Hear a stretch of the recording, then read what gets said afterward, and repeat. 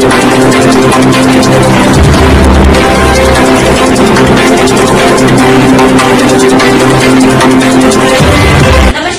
देख रहे हैं आरके समाचार। मैं हूं आपके साथ प्राची कुमारी। देश दुनिया की तमाम खबरें जानने के लिए देर साथ बने रहिए आरके समाचार पर।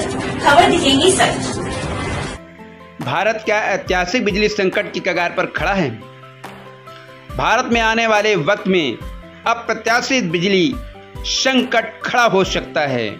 भारत में 135 कोयले पर आधारित बिजली संयंत्र हैं, जिनमें से आधे से अधिक इस समय धुएं पर ही चल रहे हैं, क्योंकि कोयला भंडार में गंभीर कमी आ चुकी है। भारत में 70% से अधिक बिजली कोयले से उत्पादित हो रही है। ऐसे में चिंता का विषय बना हुआ है कि इससे महामारी के बाद पटरी पर लौट रही अर्थव्यवस्था फिर से पटरी से उतर सकती है। ऐसा क्यों हो रहा है? यह संकट कई महीनों से पैदा हो रहा है। कोविड महामारी की दूसरी लहर के बाद भारत की अर्थव्यवस्था में तेजी से आई है बिजली की मांग। अचानक बीते 2 महीनों में ही बिजली की खपत सन 2019 के बाद आज 2021 में 17% बढ़त आ गई है।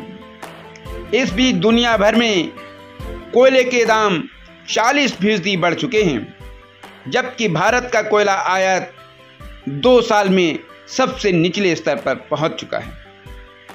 भारत में यूं तो दुनिया में कोयले का चौथा सबसे बड़ा भंडार है, लेकिन खपत की वजह से भारत कोयला आयात करने में दुनिया में दूसरे नंबर पर पहुंच चुका है।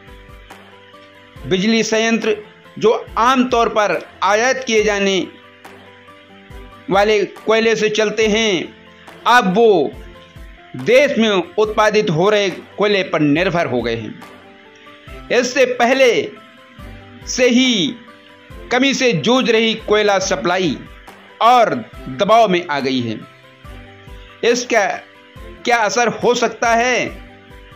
विशेषज्ञों का मानना है कि अधिक कोयला खपत आयात करके जरूरतों को पूरा करना इस समय भारत के लिए अच्छा विकल्प नहीं है। नोमोरा के वाइस प्रेसिडेंट और भारतीय अर्थशास्त्री औरोदीप नंदी कहते हैं, हमने पहले भी कोयले की कमी देखी है, लेकिन इस बार अभूतपूर्व बात यह है कि कोयला बहुत ज़्यादा महंगा है। अगर मैं एक कंपनी हूं और मैं महंगे दाम पर कोयला खरीद रहा हूं, तो मैं अपने दाम बढ़ा दूंगा। यही होगा ना? कारोबारी अंततः खर्च को ग्राहक तक पहुंचा देते हैं। ऐसे में इससे महंगाई और भी बढ़ सकती है। ये प्रत्यक्ष तौर पर भी हो सकता है और अप्रत्यक्ष भी हो सकता है। यदि इसी तरह यह संकट चलता रहा तो ग्राहकों पर बिजली कीमतों के बढ़ने की मार अधिक पड़ सकती है। इस समय भारत में खुदरा महंगाई पहले से ही बहुत अधिक है, क्योंकि तेल से लेकर जरूरत की हर वस्तु महंगी हो चुकी है। इंडिया रेस्टिंग रिसर्च के डायरेक्टर विवेक जैन कहते हैं कि परिस्थिति बहुत ही अनिश्चित है। भारत ने हाल के सालों में पर्यावरण के लिए अपनी प्रतिबद्धताएं पूरी करने के लिए कोयले पर अपनी निर्भरता कम करने की कोशिश की है। इसकी वजह से भारत में कोयला उत्पादन भी कम हो गया है। भारत के ऊर्जा मंत्री आर.के. सिंह ने मीडिया को दिए गए एक साक्षात्कार में कहा कि मौजूदा परिस्थिति जोखिम भरी है और भारत को अगले 5-6 महीनों के लिए तैयार रहना होगा। एक वरिष्ठ अधिकारी ने नाम न जाहिर करते हुए बीबीसी से कहा कि परिस्थितियां चिंताजनक हैं। भारत में 80% कोयला उत्पादित करने वाले सरकारी उपक्रम कोल इंडिया लिमिटेड की पूर्व प्रमुख जोहरा चटर्जी चेताती हैं कि यदि स्थिति ऐसी ही बनी रही तो एशिया की तीसरी सबसे बड़ी अर्थव्यवस्था पटरी पर लौटने के लिए संघर्ष करेगी। जोहरा कहती हैं, बिजली से ही हर चीज चलती है, ऐसे में पूरा उत्पादन सेक्टर सीमेंट, स्टील, कंस्ट्रक्शन सब कोयले की कमी से प्रभावित हो सकते हैं। वो मौजूदा परिस्थिति जो भारत के लिए एक चेतावनी की तरह बताती है और कहती है कि अब समय आ गया है जब भारत कोयले पर अपनी निर्भरता कम करे और अक्षय ऊर्जा रणनीति पर आक्रामकता से आगे बढ़े। सरकार क्या कर सकती है? भारत अपनी करीब 140 करोड़ की आबादी की जरूरतों को कैसे पूरा करे और भारी प्रदूषण करने वाले कोयले पर निर्भरता कैसे कम करें? हाल के सालों में ये सवाल भारत की सरकारों के लिए चुनौती बना रहा है। डॉक्टर नंदी कहते हैं कि यह समस्या इतनी बड़ी है कि इसका कोई अल्पकालिक हल नहीं निकल रहा है, जिसे निकालना बहुत जरूरी है। नंदी कहते हैं, सबसे महत्वपूर्ण बात है कि इसका दायरा बहुत बड़ा है। हमारी बिजली का एक बड़ा हिस्सा थर्मल पावर कोयले से आता है। मुझे नहीं लगता है कि अभी हम ऐसी स्थिति में पहुंच गए हैं कि थर्मल पावर का कोई प्रभावी विकल्प ढूंढ सकें।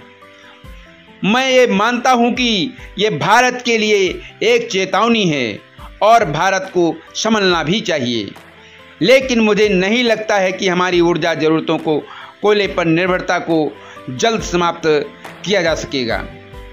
विशेषज्ञ मानते हैं कि संभावित दीर्घकालीन समाधान के लिए भारत को कोयले और क्लीन स्वच्छ ऊर्जा स्रोत अपनाने की मिश्रित नीति चलना होगा।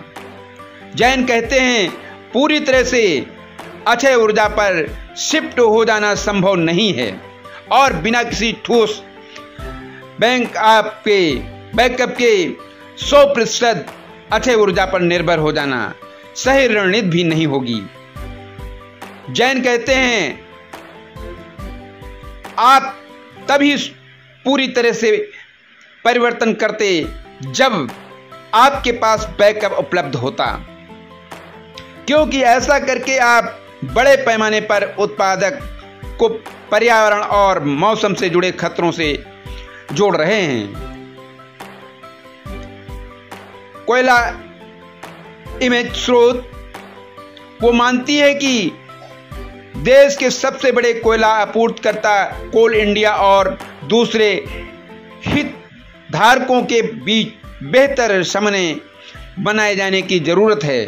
अंतिम स्तर पर आसानी से डिलीवरी और बिजली कंपनियां की जिम्मेदारी सुनिश्चित की जानी चाहिए। चटर्जी कहती हैं, बिजली उत्पादकों को कोयले के भंडार भी रखने चाहिए।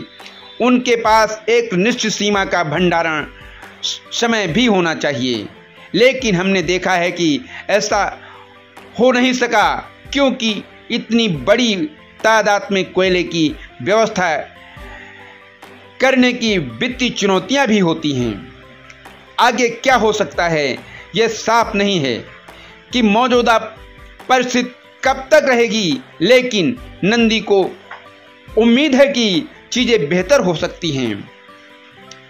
वो ये कहते हैं, मानसून समाप्त हो रहा है, सर्दियां आ रही हैं, ऐसे में आमतौर पर बिजली खपत कम हो जाती है और बिजली की जरूरत और आपूर्ति के बीच अंतर कुछ हद तक कम हो सकता है।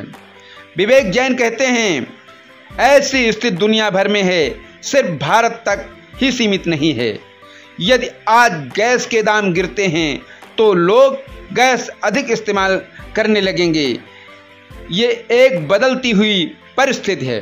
फिलहाल भारत सरकार ने कहा है कि वह कोल इंडिया के साथ मिलकर उत्पादन बढ़ाने और अधिक खनन करने पर काम कर रही है ताकि आपूर्ति और खपत के बीच अंतर को कम किया जा सके।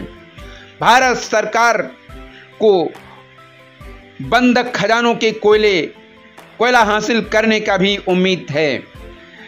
ये वो खदानें हैं जो कंपनियों के नियंत्रण में होती हैं और इनसे उत्पादित कोयले का इस्तेमाल सिर्फ वो कंपनियां ही करती हैं।